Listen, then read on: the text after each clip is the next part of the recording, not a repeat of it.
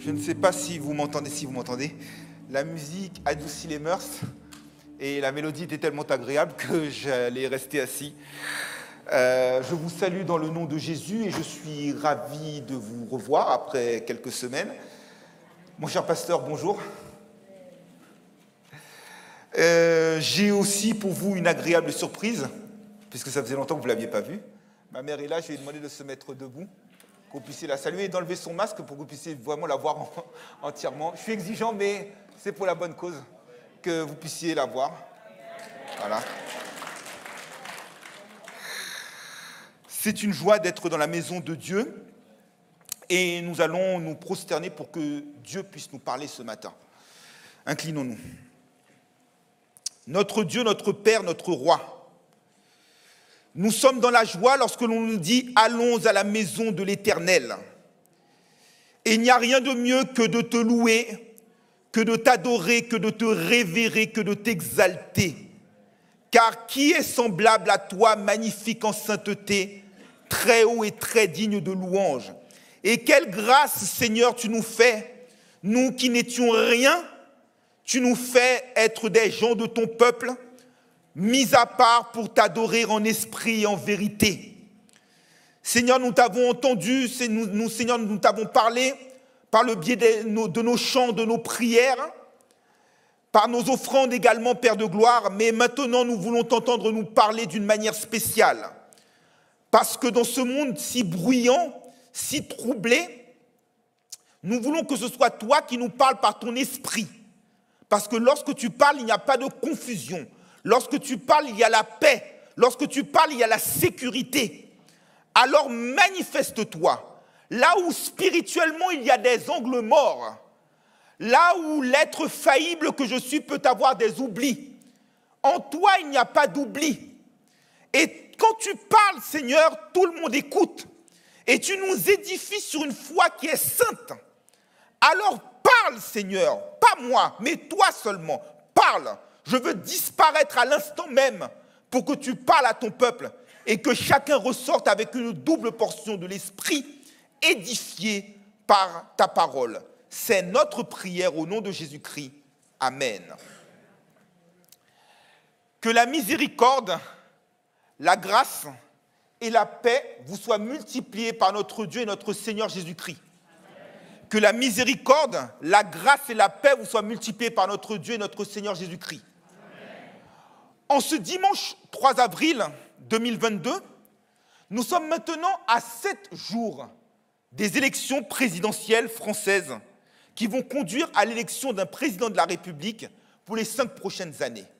Mais pourtant, le climat ambiant fait que ce qui était un événement majeur devient quasiment un événement secondaire.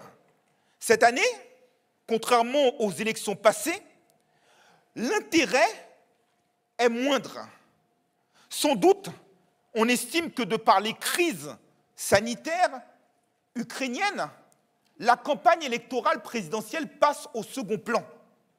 Et peut-être que parce que l'on pense que l'affaire est pliée, peut-être par le peu d'engouement, par le peu d'intérêt que suscitent les candidats en lice, eh bien, beaucoup se détournent de l'élection présidentielle.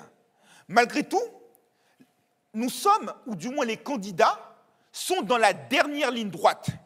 Certains courent à petite foulée, mais d'autres jettent leur dernière force dans la bataille. Et malgré tout, dans le corps électoral, beaucoup disent qu'ils ne prévoient pas de se déplacer pour aller voter et on prévoit même une abstention qui est forte. Ceci dit, quel que soit l'élu, qu'il soit un homme ou qu'il soit une femme, à vrai dire, qu'importe. Qu'est-ce que concrètement cela va-t-il changer à notre vie? Parce que notre identité est celle de citoyens des cieux. Et étant voyageurs et étrangers sur la terre, nous n'avons pas à nous embarrasser des choses de cette vie, car notre vie est cachée avec Christ en Dieu. Et pour autant, nous-mêmes, nous sommes dans la dernière ligne droite. Comme nous l'avions vu la dernière fois, la terre est bouleversée. Et comme Jésus-Christ lui-même l'avait dit à l'apôtre Jean, en Apocalypse 1er verset 3, le temps est proche. Et donc, nous sommes aussi dans la dernière ligne droite. Et le chrétien ne peut pas se permettre de s'abstenir sur ces choses-là. Car Dieu met dans le cœur de tout homme la pensée de l'éternité. Et que par conséquent, il n'est pas possible d'être indécis. Il n'est pas possible de s'abstenir. Jésus lui-même avait dit, en Matthieu 12, verset 30, que qui n'est pas avec moi est contre moi, et qui n'assemble pas avec moi disperse. Par conséquent, s'abstenir spirituellement, c'est être contre Jésus. Il n'est pas possible dans cette situation d'être tiède. Il nous faut être soit froid, soit bouillant. Il n'est pas possible d'être indécis. Il nous fait faire un choix. Car Christ lui-même a fait choix de nous. Il nous a élus, et c'est ce que nous allons voir dans le verset du jour tiré de l'Épître aux Éphésiens, chapitre 1er, verset 4, lecture pour laquelle je vous demanderai, s'il vous plaît, de bien vouloir vous mettre debout à la gloire de Dieu, et que nous allons lire ensemble.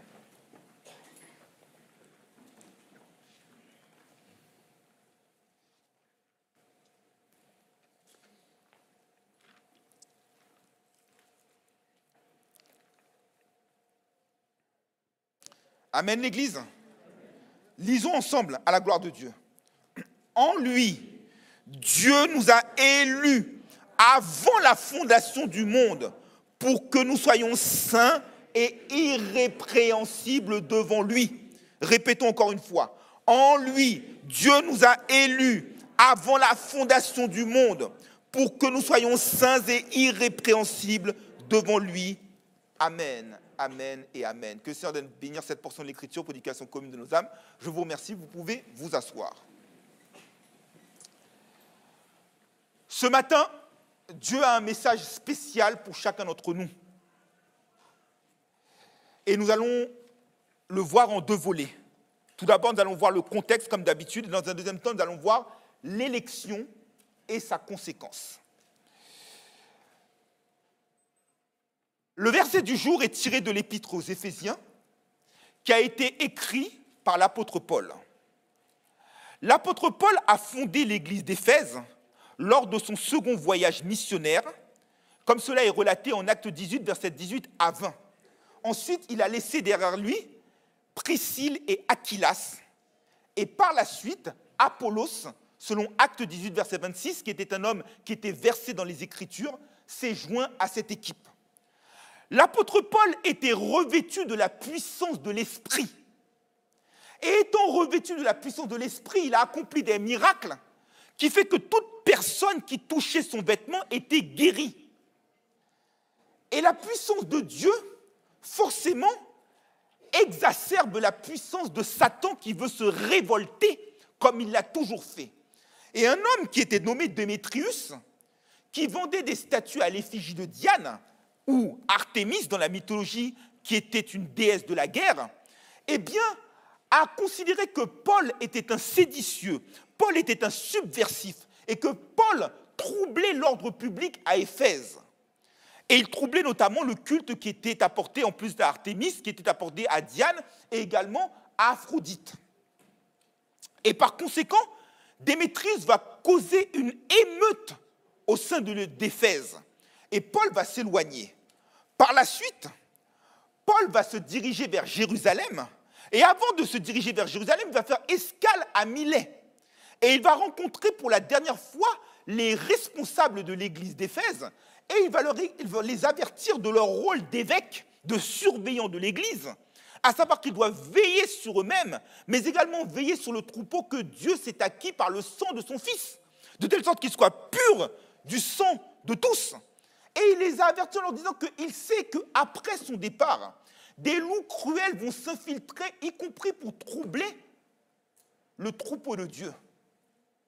Et donc Paul va s'en aller, et malgré tout, il va continuer à maintenir des liens avec l'église d'Éphèse.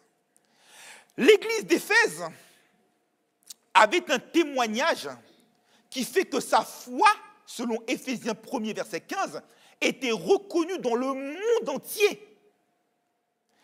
Mais nous pouvons avoir un témoignage qui parle, qui est éloquent, qui parle pour nous. Mais je dirais que mes frères et sœurs, dans le Seigneur, que celui qui croit être debout prenne garde de ne pas tomber. Et que c'est lorsque nous atteignons le plus haut niveau qu'il nous faut tenir bon après avoir tout surmonté. Et Jésus, s'adressant par le biais de l'apôtre Jean dans l'Apocalypse, au début du chapitre 2, va avoir contre l'église d'Éphèse le reproche que celle-ci a abandonné son premier amour. Pour autant, dans le passage du jour, Paul dit qu'il ne cesse de faire mention des chrétiens de l'église d'Éphèse dans ses prières. Cela nous montre que l'église est un corps et qu'il nous faut prier également les uns pour les autres, car nous sommes membres les uns des autres. Et l'église d'Éphèse, ou l'épître aux Éphésiens plus exactement, est en fin de compte la banque de l'église. Tout ce dont l'église a besoin pour son bon fonctionnement est trouvé dans l'épître aux Éphésiens. Et l'épître aux Éphésiens nous décrit l'église de plusieurs manières. L'église est considérée comme étant un corps, en Éphésiens chapitre 1er, mais en Éphésiens 1er verset 22, principalement, Christ est la tête et l'église est le corps. Et effectivement, nous qui fonctionnons en tant qu'êtres humains, c'est notre tête qui dirige notre corps et non pas l'inverse. Et Christ est chef de l'église dans le sens qu'il est la tête de l'église. Mais également, la métaphore du corps est exposée en Éphésiens 2, verset 15, en Éphésiens 3, verset 16, en Éphésiens 4, verset 16, mais également en Éphésiens 5, verset 30. L'église est considérée comme étant un temple, le temple du Dieu vivant, dont Christ est la pierre angulaire, la pierre principale autour de laquelle toutes les pièces, toutes les autres pierres se rassemblent pour former un édifice bien bâti. Au chapitre 5, l'Église est considérée comme étant une épouse. Christ est le mari de l'Église et l'Église est l'épouse. Et de la même manière que le mari est le chef de la femme, Christ est le chef de l'Église. Mais Christ est un chef d'amour au sens qu'il est prêt à donner sa vie pour l'Église. Dans le mariage, il doit y avoir de la soumission. Et là où il n'y a pas de soumission, là où il y a rébellion, là où il y a contestation, Christ n'est pas là. Et de la même manière, dans l'Église, là où l'ordre divin, là où la hiérarchie divine n'est pas respectée, eh bien, Christ n'est pas là et ce n'est pas l'Église véritable. En dernier lieu, le 6e chapitre de l'Épître aux Éphésiens nous décrit l'Église comme étant un soldat. Là encore, la hiérarchie doit être respectée. Et bien qu'ayant aujourd'hui un comportement qui nous trouble, qui trouble la planète plutôt, lorsque Vladimir Poutine avait pris ses fonctions en 1999, étant devenu le Premier ministre du feu président Yeltsin et succédant à Sergueï Stepatchine, pour sa toute première interview, le jeune Vladimir Poutine, à 46 ans, lorsqu'on lui a décrit « mais quel est le point commun entre Sergueï Stepatchine et vous-même » Il a dit « Sergueï Stepatchine et moi, nous sommes deux militaires.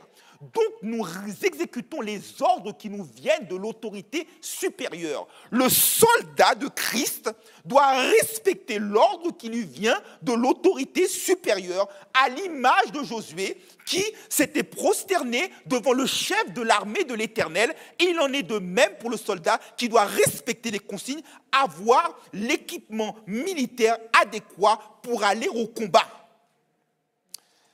L'épître aux Éphésiens, c'est l'épître de l'esprit. C'est la plénitude de l'esprit. Ce que l'on appelle en grec le pléroma. Nous avons tout en lui. Mais je dirais que l'épître aux Éphésiens, c'est aussi l'épître de la localisation. Aujourd'hui, et ça m'arrive à titre personnel, même lorsque j'éteins mon portable, sans faire de publicité clandestine, Apple m'indique que malgré le fait que mon téléphone soit éteint, on peut me géolocaliser. Autrement dit, si avec votre téléphone, on peut savoir que vous êtes aux 10 rue de la Maison Rouge, à Logne. Mais la question ce matin, ce n'est pas d'être géolocalisé, parce que nous sommes célestes, nous sommes citoyens des cieux. La question est de savoir si spirituellement nous sommes en Christ. Parce que nous pouvons être très bien présents physiquement à l'église, mais spirituellement être éloignés de Jésus. Et l'Éternel avait lui-même fait ce reproche au peuple d'Israël, en Ésaïe 29, verset 13, en leur disant que ce peuple m'honore les lèvres, mais son cœur est éloigné de moi, il n'est qu'un précepte de traditions humaines. Et Jésus, est là, dans l'épître aux Éphésiens, l'apôtre Paul nous parle de être en Christ à 37 reprises. Être en Christ, c'est-à-dire que spirituellement, Christ est là. Et à l'inverse de l'épître aux Romains, aux Galates, 1 Corinthiens, 2 Corinthiens, qui nous parlent du Christ en nous, c'est de savoir si nous sommes en Christ. Et la démonstration d'être en Christ, c'est 2 Corinthiens 5, verset 17. Si quelqu'un est en Christ, il est une nouvelle créature. Les choses anciennes sont passées, voici toutes choses sont devenues nouvelles. S'il n'y a pas de transformation, s'il n'y a pas de régénération, nous ne sommes pas en Christ. C'est un comportement, une attitude, une marche que nous avons. On ne peut pas se comporter de la même manière selon que l'on est dans une entreprise ou que l'on est dans une autre entreprise. Car chaque entreprise a son règlement intérieur, chaque entreprise a sa charte, chaque entreprise a son éthique. On ne peut pas se comporter de la même manière selon que l'on est en France ou dans un autre pays. Parce que déjà, ce n'est pas la même langue, parce que déjà, ce n'est pas les mêmes lois, parce que déjà, ce n'est pas le même mode de vie. La question est de savoir si tu adoptes le mode de vie en Adam, qui est l'ego, qui est la rébellion, qui est la contestation, qui est l'insoumission, ou si au contraire tu adoptes l'attitude en Christ, qui est une vie de foi, une vie d'esprit, une vie de transformation, une vie de réformation, une vie de régénération.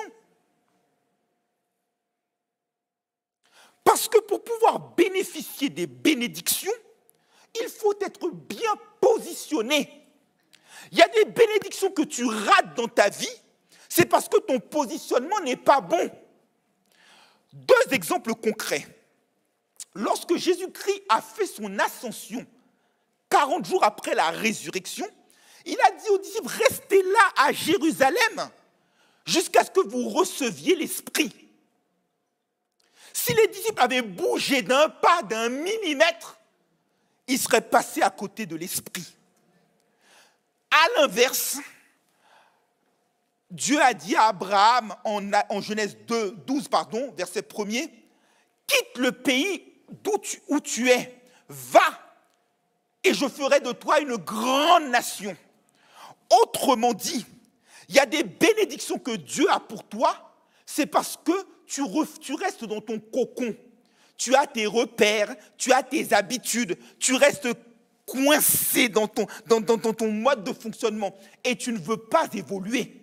Et puisque tu ne veux pas évoluer, Dieu ne peut pas évoluer avec toi. La question est de savoir ce matin quelle orientation, quelle direction, quelle perspective tu veux prendre. Et en l'occurrence, le verset du jour est éloquent, mais je dirais que le véritable verset clé, ma sœur, c'est le verset précédent. Béni soit Dieu le Père de notre Seigneur Jésus-Christ qui nous a comblés de toutes sortes de bénédictions spirituelles dans les lieux célestes en Jésus-Christ. Oui, c'est là que se trouvent tes bénédictions, selon ton positionnement. Il va te combler, mais c'est à toi de savoir où est-ce que tu veux aller. Parce qu'il est celui qui bénit. Et je vais même vous dire quelque chose dans la bénédiction. Lorsque nous bénissons Dieu, nous parlons. Mais lorsque Dieu nous bénit, il fait. Et de manière extraordinaire. Dieu veut préparer quelque chose avec toi. Mais c'est une question de positionnement. Et pour compléter la question du positionnement, regardez bien.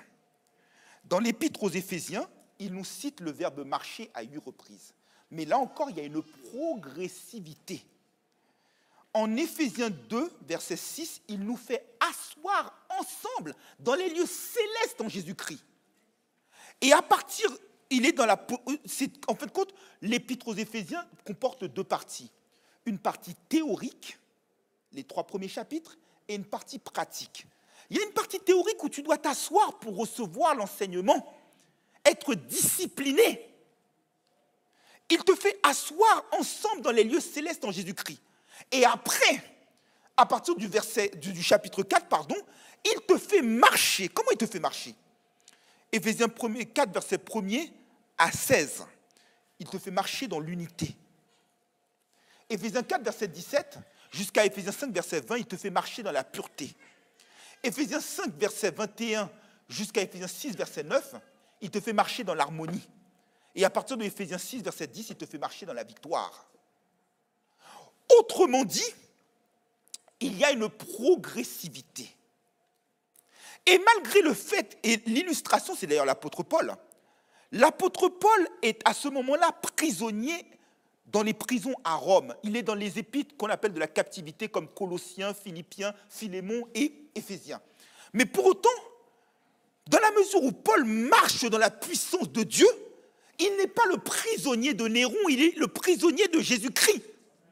Et les prières qu'il fait monter sont des prières de puissance, des prières de niveau. Tu dois atteindre un niveau où c'est la spiritualité qui doit parler. Et Paul marche par la foi, parce qu'il ne verra plus les leaders de l'église d'Éphèse. Mais pour autant, il porte son attention sur les choses invisibles qui sont un poids éternel de gloire. Et ce que Dieu attend de toi ce matin, c'est exactement que tu portes ton attention. Mais si tu es mal positionné, tu as un champ de vision, c'est selon la manière dont tu es positionné. Tu ne peux pas voir les choses spirituelles si tu es en Adam. Et tu ne peux pas voir les choses naturelles quand tu es en Christ. Tu vois les choses avec une lunette spirituelle, avec une optique spirituelle, une orientation spirituelle. Et donc, Paul parle aux Éphésiens des choses spirituelles. Il n'est pas dans le terre-à-terre. Pour comprendre, cher frère Paul David, le principe de l'élection, tu dois être positionné en Christ et pas ailleurs. Ce n'est pas être positionné à l'ogne, c'est être positionné en Christ.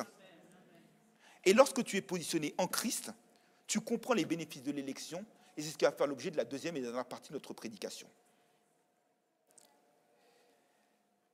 Béni soit Dieu le Père de notre Seigneur Jésus-Christ, qui nous a comblés de toutes sortes de bénédictions spirituelles dans les lieux célestes en Jésus-Christ. C'est exactement ce que Dieu a fait avec Abraham. Dieu a dit à Abraham de se déplacer. Il l'a béni. Et ensuite, il lui dit, marche devant ma face et sois intègre. Là, on a en fin de compte 7 types de bénédictions spirituelles et encore, il y en a même une panoplie que je vais développer devant vous. La première bénédiction spirituelle, c'est l'élection. La deuxième bénédiction spirituelle, je parle de Éphésiens 1er, verset 3 à 14. Pardon. La première bénédiction, c'est l'élection. La deuxième bénédiction, c'est l'adoption. La troisième bénédiction, c'est la prédestination. La quatrième bénédiction, c'est la rédemption. La cinquième bénédiction, c'est qu'il te fait connaître le mystère de sa volonté au verset 9. La sixième bénédiction, c'est le fait qu'il te donne un gage par le Saint-Esprit. Et la septième bénédiction, c'est le fait que tu as un héritage. Mais les bénédictions spirituelles vont beaucoup plus loin.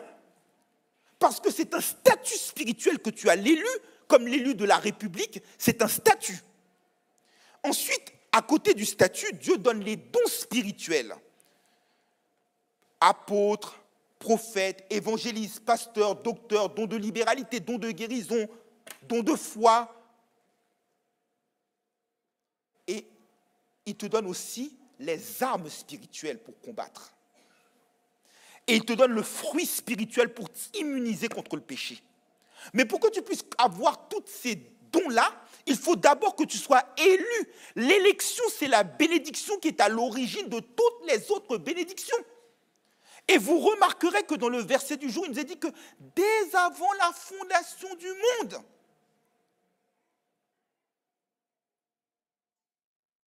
il y a eu cette semaine l'accrochage entre Chris Rock et Will Smith. Mais je dirais lors de la cérémonie des Oscars à Los Angeles. Mais s'il y a quelqu'un qui devrait mériter les Oscars, c'est notre Dieu. Parce que le scénario qu'il fait est absolument parfait. Dieu ne nous a pas élus maintenant. Il nous a élus dès avant la fondation du monde. Un illustre prédicateur américain, le docteur Moody, a dit qu'il est heureux, il dit en parlant de son témoignage personnel, « Je suis heureux que Dieu m'ait choisi avant que je ne sois né. Parce que je ne pense pas qu'il m'aurait choisi après que je sois né. Parce qu'il prend conscience de son état de pécheur. » Dieu a formé sur nous des projets de paix et non de malheur afin de nous donner un avenir et de l'espérance. Ésaïe 55, verset 7 nous dit que ses voies sont au-dessus de nos voies et ses pensées sont au-dessus de nos pensées. Je vais m'expliquer.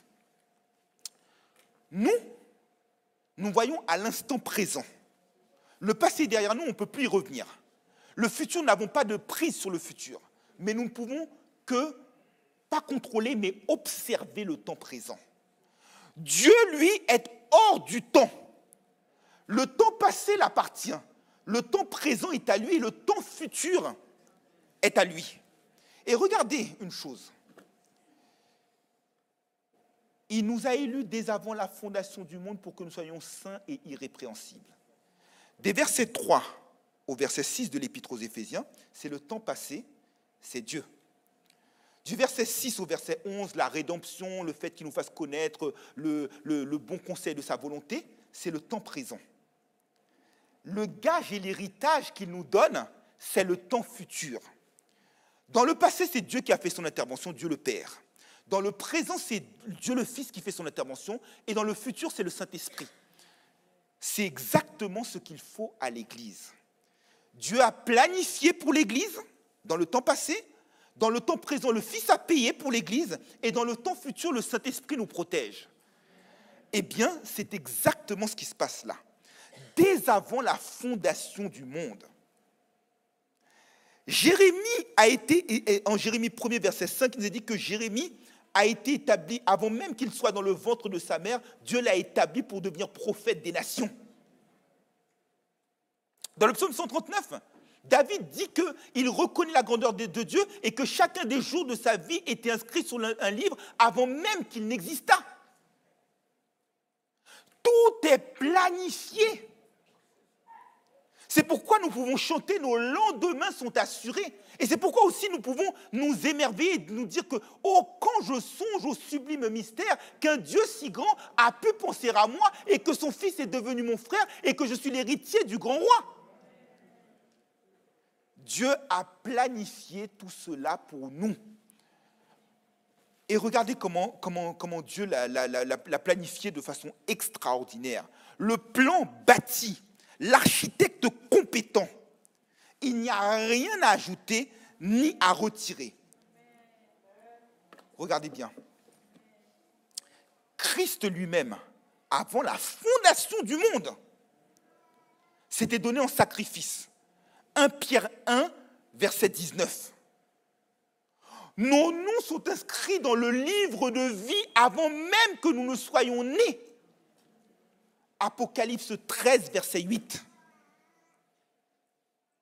Le royaume de Dieu nous a été préparé dès avant la fondation du monde, selon Matthieu 25, verset 37 et suivant.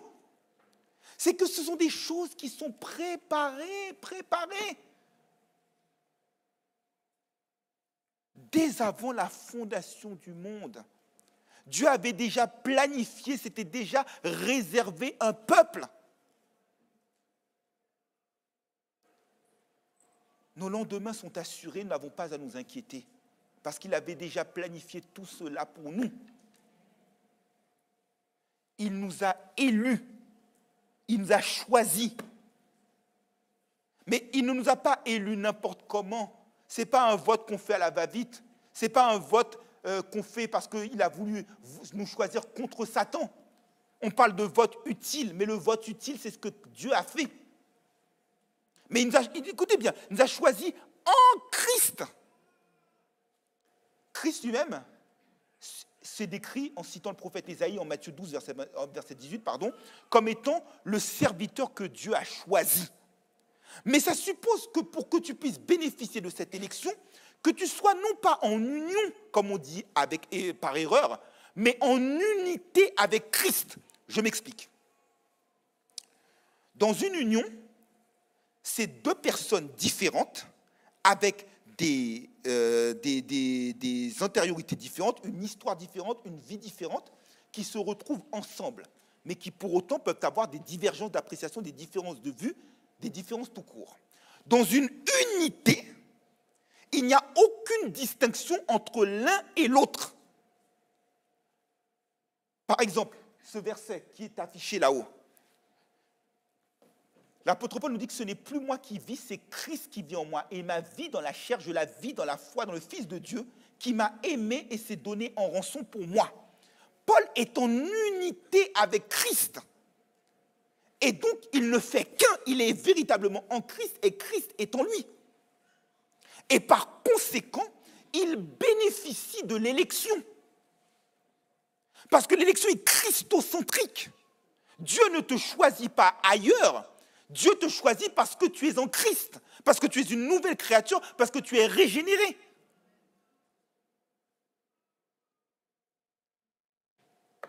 C'est Dieu qui choisit. Regardez le peuple d'Israël, en Deutéronome 7, versets 6 à 8. Dieu a dit que je ne vous ai pas choisi parce que vous étiez le moindre des peuples, mais je vous ai choisi parce que je vous aime. C'est un choix délibéré. Jésus l'a dit lui-même aux disciples, en Jean 15, verset 16. Ce n'est pas vous qui m'avez choisi, mais c'est moi qui vous ai choisi afin que vous portiez du fruit et que ce fruit demeure. Dieu t'a choisi. Ce n'est pas un homme qui t'a choisi, mais Dieu t'a choisi. Pour un plan bien établi, il t'a élu. C'est l'élection. Ce n'est pas un choix révocable. Ce n'est pas un choix sur lequel il va revenir en arrière.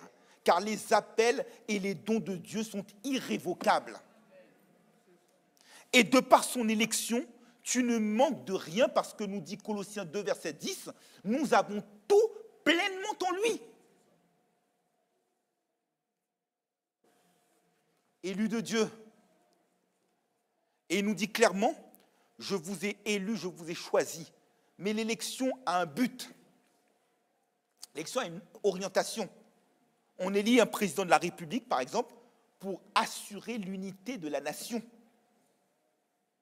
pour maintenir l'ordre, pour permettre que l'économie puisse repartir, pour assurer la grandeur d'une nation, pour nous représenter.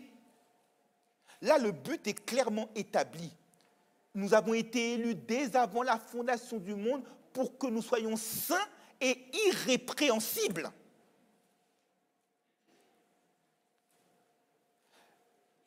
Pour le chrétien, la sanctification, ce n'est pas une option, c'est une obligation. Mais qu'est-ce que la sanctification? La sanctification, c'est le fait de se mettre à part, c'est le fait de se mettre de côté. La sanctification, c'est répondre à la volonté de Dieu, puisque 1 Thessaloniciens 4, verset 3 nous dit que ce que Dieu veut, c'est votre sanctification. Et Hébreux 12, verset 14 est aussi clair et nous dit qu'il recherchait la paix avec tous et la sanctification sans laquelle nul ne pourra voir le Seigneur. C'est sans laquelle, le laquelle se rapporte à la sanctification. C'est une obligation. Mais comment être saint?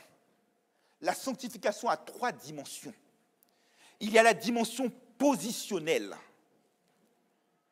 À partir du moment où nous avons la foi en Jésus-Christ, à partir du moment où nous sommes en unité avec Jésus-Christ, nous sommes saints. 1 Corinthiens 6, verset 11, ou Jean 10, verset 10. Nous sommes sanctifiés par l'aspersion du sang. Il y a la sanctification que l'on appelle pratique ou progressive. C'est-à-dire que jour après jour, nous devenons saints. Comment nous devenons saints? Déjà, par la parole. Jean 17, verset 3, « Sanctifie-les par ta parole, car ta parole est la vérité. » Comment un jeune homme peut-il garder son sentier pur en ayant les yeux fixés sur ta parole? Mais ce n'est pas écouter la parole de manière théorique et être oublieux de ce que nous avons entendu. Parce que dans ces cas-là, il n'y a pas de sanctification qui est possible. C'est écouter la parole, la méditer et la mettre en pratique chaque jour de notre vie. Mais c'est aussi avoir un comportement, une éthique chrétienne. Et si vous en voulez une illustration, regardez 1 Pierre 4, versets 1 à 7, où l'apôtre Pierre nous explique que c'en est assez de faire la volonté des païens. Et il nous dit que lorsque les païens ils s'étonnent, lorsqu'ils voient que vous ne participez plus dans leur mouvement de débauche. Autrement dit, en tant qu'élus, c'est pour ça d'ailleurs qu'il y a une abstention parfois dans les élections civiles, parce qu'on pointe du doigt le manque d'exemplarité des élus, on pointe du doigt leur manque d'intégrité, on pointe du doigt leurs mensonges, on pointe du doigt leur duplicité, on pointe du doigt le fait qu'ils se moquent du peuple en disant des paroles, mais en ayant une conduite qui est à l'opposé des valeurs qu'ils revendiquent. Eh bien, en tant qu'élu de Dieu, il est des endroits où tu ne dois pas être. Il est des pratiques que tu ne dois pas avoir. Il est des paroles que tu ne dois pas prononcer. L'élu doit être un exemple, une exemplarité. Il y a des élus qui sont des marionnettes, qui sont en fin de compte de façade devant vous, mais qui ont des lobbies qui tirent les ficelles derrière eux. Tu n'es pas la marionnette de l'homme pour faire la volonté des païens. Tu es appelé à faire la volonté de celui qui t'a appelé, de celui qui t'a choisi, de celui qui t'a établi, de celui qui t'a édifié. Et la sanctification revêt la troisième dimension, c'est la perfection. Et c'est celle que nous aurons lorsque nous serons au ciel. Eh bien, tel que Christ est, nous serons semblables à lui. 1 Jean 3, versets 2 à 3. Il nous dit que pour que vous soyez saints et irrépréhensibles. Qu'est-ce que quelqu'un d'irrépréhensible? C'est quelqu'un qu'on ne peut pas prendre en défaut. C'est quelqu'un qui est au-dessus de tout reproche. C'est quelqu'un qui, justement, a l'exemplarité. Et comment être au-dessus de tout reproche? Tout d'abord, c'est par la croix que nous devenons irrépréhensibles. Colossiens 1er, verset 22, nous le dit très clairement. Ensuite, c'est par un comportement, une marche que nous adoptons. L'apôtre Paul exhorte les Philippiens en Philippiens 2, verset 15, à briller comme des flambeaux au milieu d'une génération perverse, sans murmure. Le chrétien est appelé à rouler, j'allais dire, à marcher en sens inverse.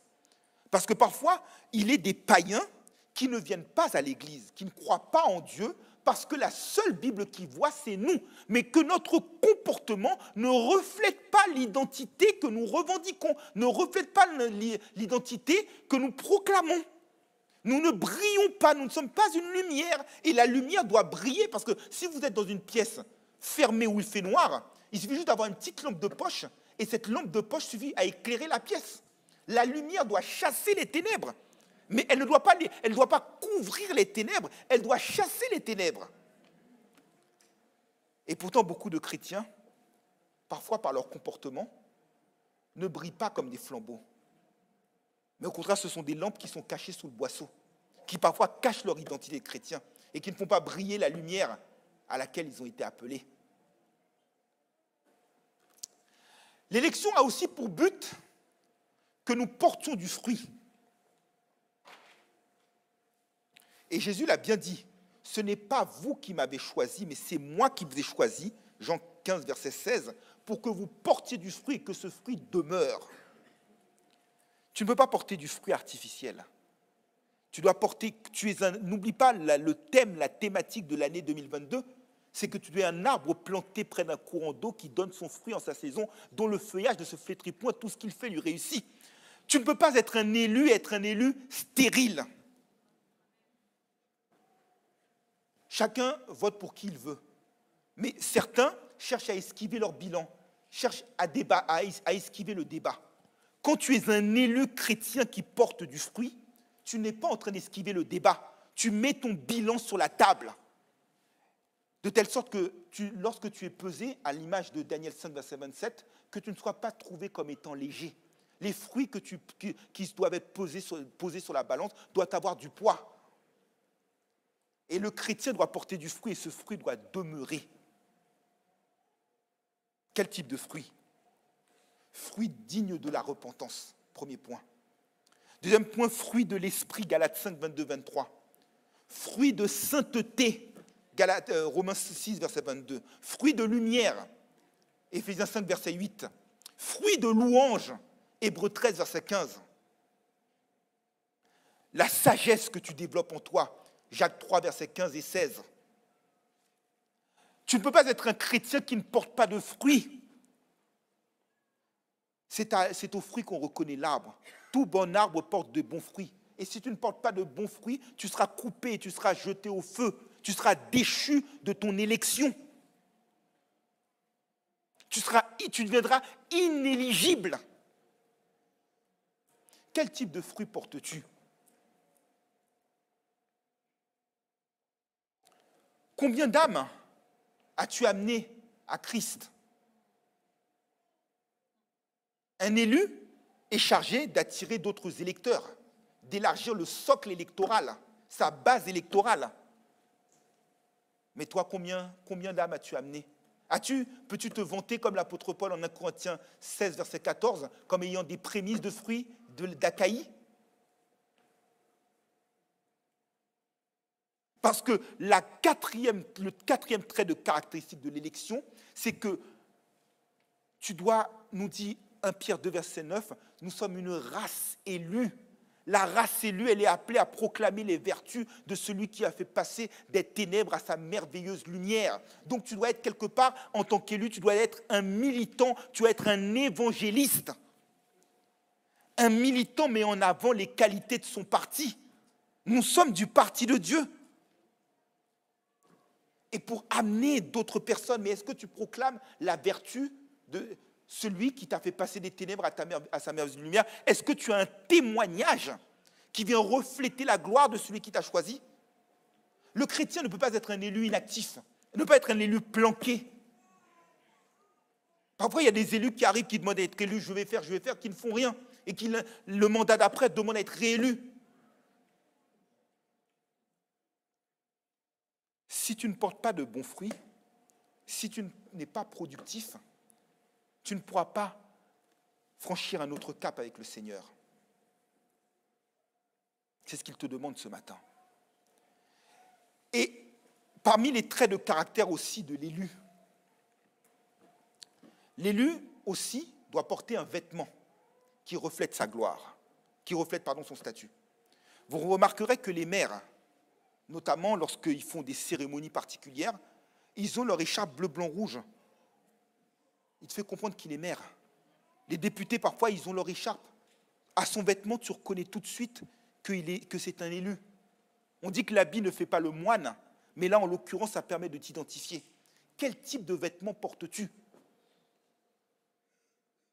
Colossiens 3, verset 12 à 14. En tant que saints, bien-aimés, élus de Dieu, revêtez-vous d'entrailles, de compassion, de bonté, d'humilité, de douceur, de patience. Si l'un a sujet de se plaindre de l'autre, pardonnez-vous comme Christ vous a pardonné. Et par-dessus, revêtez l'amour qui est le lien de la perfection.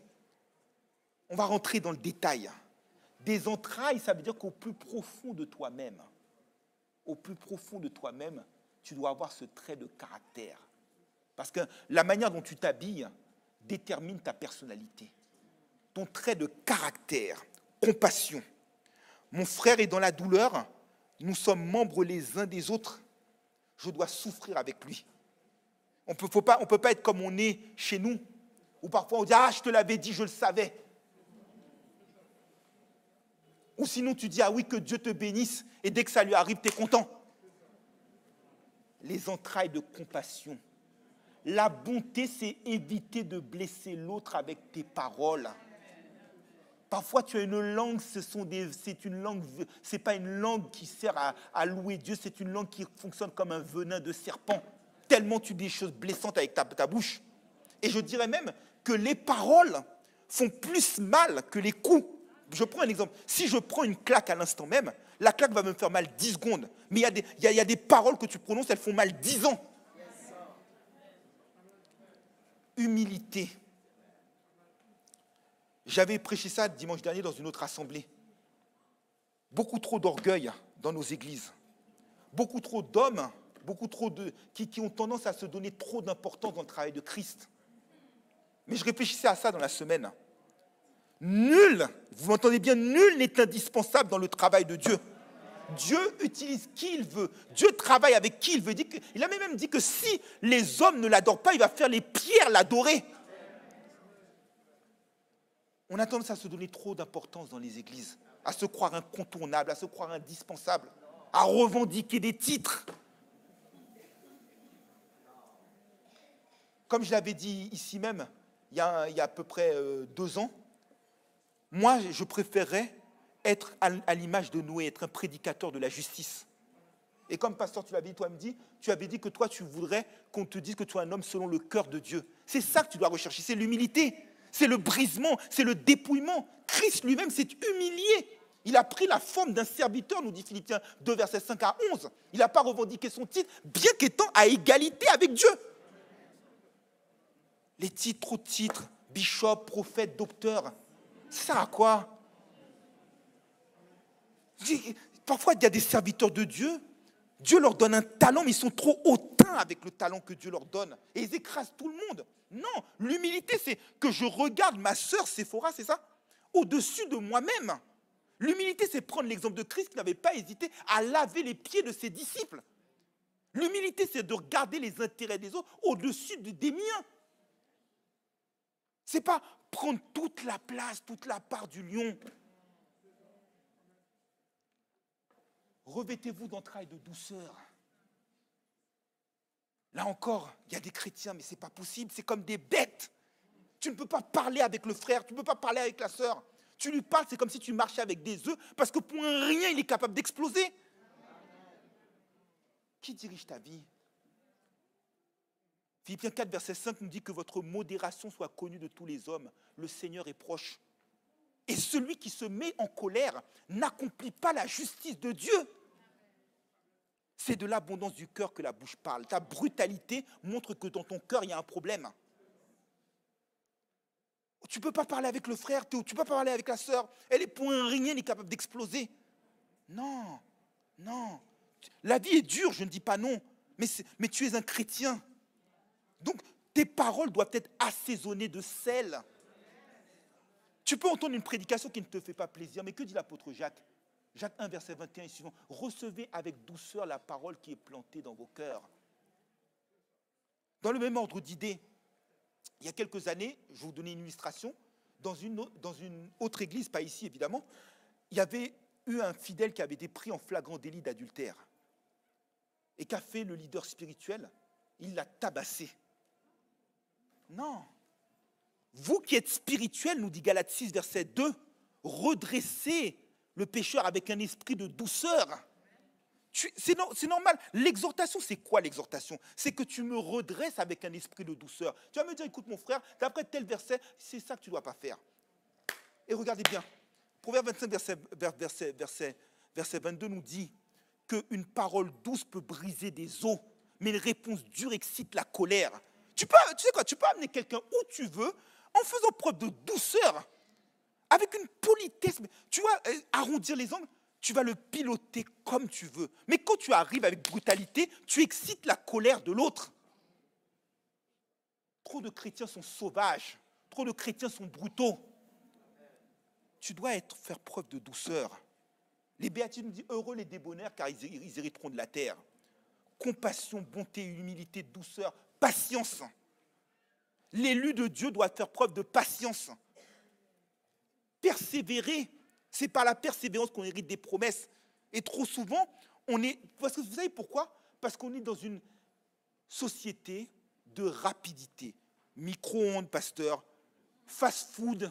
Parfois, tu as besoin de faire un virement. Autrefois, il fallait aller à la banque. Maintenant, avec ton téléphone, tu peux faire un virement instantané. Dans la seconde, le bénéficiaire récupère l'argent. On est habitué aux choses qui vont vite, le TGV, l'avion. Ça fait que ça déteint sur nous parce qu'on devient nous-mêmes impatients. On veut tout de suite. Et quand les choses n'arrivent pas dans notre sens rapidement, eh bien, on devient aigri, colérique et on perd notre douceur. Vous voyez comment la patience et la douceur sont liées? Patience. Abraham avait été impatient, ça l'a conduit à concevoir un enfant avec Agar. Regardez bien ce que nous dit Habakkuk. L'Éternel a dit à Habakkuk, attends la prophétie. Si je vois qu'elle ne s'accomplit pas, attends, parce que certainement elle arrivera. Il faut patienter. On est trop impatient. Et je vais redire ce que j'ai dit dimanche dernier pour ceux qui me suivent sur les réseaux sociaux. Il y a 3 types de réponses à tes prières, ô élu de Dieu. Mon cher élu, il y a une prière où Dieu va te donner un non catégorique. Il y a une prière où Dieu va te donner un oui certifié. Et il y a des prières où Dieu va te dire oui, mais attends. Pourquoi il te dit oui, mais attends? Parce que tu sais très bien qu'à l'instant T, tu ne pourras pas gérer la bénédiction. L'élu doit faire preuve de patience. Vous voyez, parfois, quand les élus font des programmes pour établir des routes départementales ou autres, ils savent très bien que ça ne va pas se faire tout de suite. Donc, ils expliquent bien à la population que ça va prendre du temps avant que la route soit stabilisée, qu'il n'y ait plus de nid de poules, etc. Patience. L'élu aussi doit être capable de supporter. Oui, on n'a pas tous la même foi, on n'a pas tous le même tempérament. Acceptons-nous dans nos différences. Supportons-nous dans nos différences. Tolérons nos différences. Essayons de converger autant que faire se peut. Et surtout, l'élu de Dieu, c'est l'amour. Jean 13, verset 31. Aimez-vous les uns les autres, à ceci, le peuple, les gens, le monde verra que vous êtes mes disciples. Oui, lorsque tu as l'amour, l'amour fait que tu as la compassion, que tu as la bonté, que tu as l'humilité, tu ne t'enfles point d'orgueil, que tu as la douceur, que l'amour est patient. C'est ça qu'il doit avoir comme qualité l'élu. Et puis l'élu de Dieu, aussi, il bénéficie aussi d'une immunité. Ça me rappelle, il y a quelques années, il y a une quinzaine d'années, à l'époque, il y avait les guignols de l'info qui passaient à la télévision. Et là, la marionnette de feu, président Jacques Chirac, disait « Voyez-vous, d'Arvor, je suis l'élu. Les balles ne me touchent pas. Les juges ne m'atteignent pas. » Oui, quand tu es élu, regarde ce que nous dit Romains 8, verset 33. Qui accusera les élus de Dieu? Qui les condamnera? Dieu les justifie. Qui accusera les élus de Dieu? Dieu les justifie. Qui les condamnera? Dieu, il intercède en leur faveur. L'élu a une immunité. L'élu est à l'abri de l'accusateur des frères. Quand tu es l'élu, personne ne peut t'accuser parce que tu es élu en Christ et en Christ, il n'y a aucune condamnation. Et ce n'est pas comme ce qu'on fait à Koh Lanta où on a un totem d'immunité pour un certain temps. C'est que l'immunité, pour peu que tu restes dans la foi, ma sœur, elle est éternelle. Et donc, tu peux paraître tête haute, main propre. C'est ce qu'on attend d'un élu. Nous, on peut paraître tête haute, main propre et cœur pur, régénéré à la gloire du Père. Ainsi donc, mes frères et sœurs en Christ, pour terminer, le temps est proche. Notre élection a déjà été acquise bien avant la fondation du monde. Mais cependant, il nous appartient de consolider ce statut. Il nous appartient de conserver ce statut. Et il nous appartient d'honorer ce statut. Il nous appartient d'être dignes de l'identité que nous revendiquons par notre marche, par notre conduite, par notre positionnement. Et à cet effet, je vous invite à appliquer l'exhortation que donne l'apôtre Pierre en 2 Pierre 1, versets 10 et 11, en disant que c'est pourquoi nous devons nous affermir d'autant plus nous devons nous appliquer d'autant plus à affermir notre vocation et notre élection. En cela, vous ne broncherez point, et c'est ainsi que l'entrée dans le royaume éternel de notre Seigneur et Sauveur Jésus-Christ vous sera assurée. Amen.